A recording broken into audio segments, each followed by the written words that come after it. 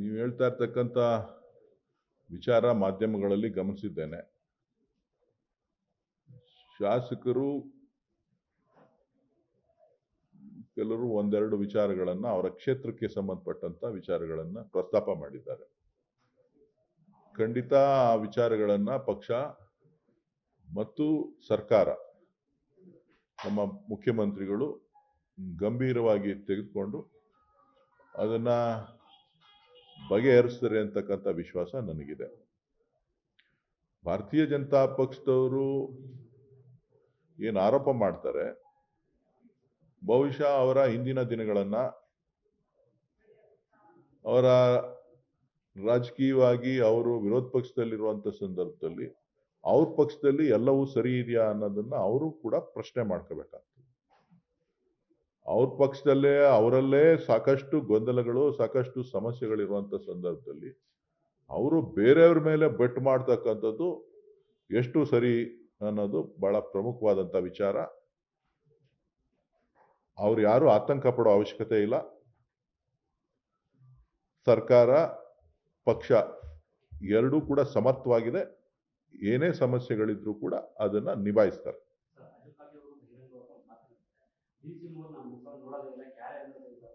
ಯಾರು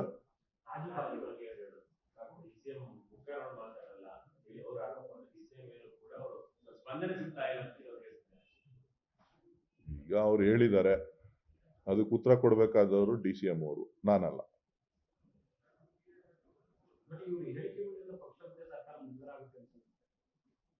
ಅವರು ಕೂಡ ಸಾರ್ವಜನಿಕ ಜೀವನದಲ್ಲಿ ಇದ್ದಾರೆ.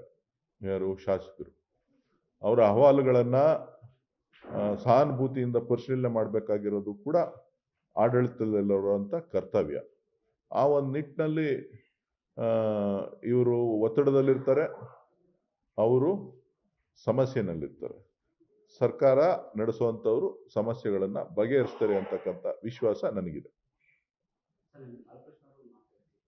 ಅನುದಾನ ಬೇಕು ಅಂತಂದ್ರೆ ನನಗೆ ಅನುದಾನ ವಿಚಾರ DCM ಅವರು ಮತ್ತೆ DK ಸುರೇಶ್ ಅವರ ಆಶೀರ್ವಾದ ಇದೆ ನನಗೆ. ಹಾಗಾಗಿ ನನ್ನ ಕ್ಷೇತ್ರಕ್ಕೆ ಎಲ್ಲ ರೀತಿಯಲ್ಲೂ ಅನುದಾನ ಸಿಗ್ತಿದೆ.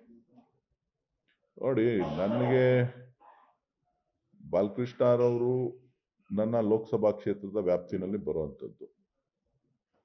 ನಾನು ಚುನಾವಣೆಗೆ ಮುಂಚಿತವಾಗಿ, ವಿಧಾನಸಭೆ ಚುನಾವಣೆಗೆ ಮುಂಚಿತವಾಗಿ ಮತ್ತು ನಂತರ ನನ್ನ ಲೋಕಸಭಾ ಕ್ಷೇತ್ರದಲ್ಲಿ ಸಾಕಷ್ಟು ಭರವಸೆಗಳನ್ನ ಸಾರ್ವಜನಿಕವಾಗಿ ಕೊಟ್ಟಿದ್ದೇನೆ.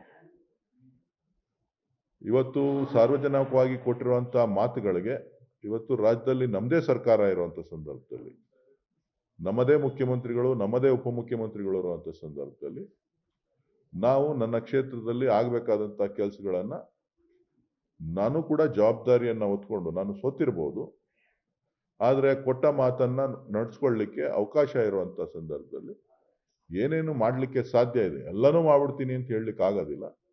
ನನ್ನ ಇತಿಮಿತಿನಲ್ಲಿ ನಮ್ಮ ನಾಯಕರು, ನಮ್ಮ ಮಂತ್ರಿಗಳು, ನಮ್ಮ ಸರ್ಕಾರ, ನಮ್ಮ ಮುಖ್ಯಮಂತ್ರಿಗಳ ಸಹಕಾರದಿಂದ ಏನೆಲ್ಲ ಮಾಡ್ಲಿಕ್ಕೆ ಸಾಧ್ಯ ಇದೆ ಅದನ್ನ ಖಂಡಿತ ಮಾಡ್ತಾ ಇದ್ದೇನೆ, ಮುಂದೆನೂ ಕೂಡ ಮುಂದುವರಿಸ್ತೇನೆ.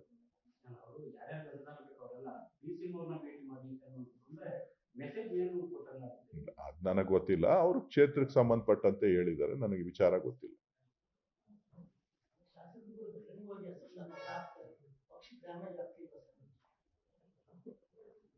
ಅವರು ಬಹಿರಂಗವಾಗಿ ಹೇಳ್ತಾ ಇದ್ದಾರೆ ಅಂತ ಅಂದ್ರೆ ಅವ್ರ ಸಮಸ್ಯೆಗಳನ್ನು ಕೂಡ ಸರ್ಕಾರ ಕೇಳಬೇಕು ಅಂತ ಹೇಳಿದ್ನಲ್ಲ. ಈಗ ಅವರು ಗೆದ್ದಿದ್ದಾರೆ ಶಾಸಕರುಗಳು, ಅವ್ರ ಸಮಸ್ಯೆನೂ ಕೇಳಬೇಕು. ಖಂಡಿತ ಮುಖ್ಯಮಂತ್ರಿಗಳು, ಉಪಮುಖ್ಯಮಂತ್ರಿಗಳು ಅದಕ್ಕೆ ಸ್ಪಂದನೆ ಮಾಡಿ ಸಮಸ್ಯೆನ ಬಗೆಹರಿಸ್ತಾರೆ ಅನ್ನೋ ವಿಶ್ವಾಸ ನನಗಿದೆ.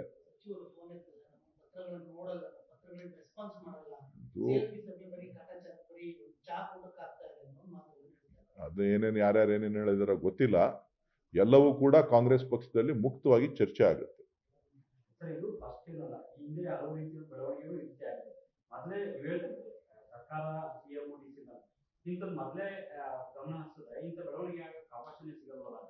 ನೋಡಿ, ಎಲ್ಲರ ಆಶಯಗಳನ್ನ ಈಡೇರಿಸಬೇಕಾದ್ರೆ ಬಹಳ ಕಷ್ಟ ಇದೆ. ಅದನ್ನ ಹಂತ ಹಂತವಾಗಿ ಮಾಡ್ತಾ ಇದ್ದಾರೆ. ಈಗ ಏನು ಅವರ ಪ್ರಸ್ತಾಪ ಮಾಡಿದ್ದಾರೆ ಅದನ್ನು ಕೂಡ ಸಮಸ್ಯೆನ ಬಗೆಹರಿಸ್ತಾರೆ.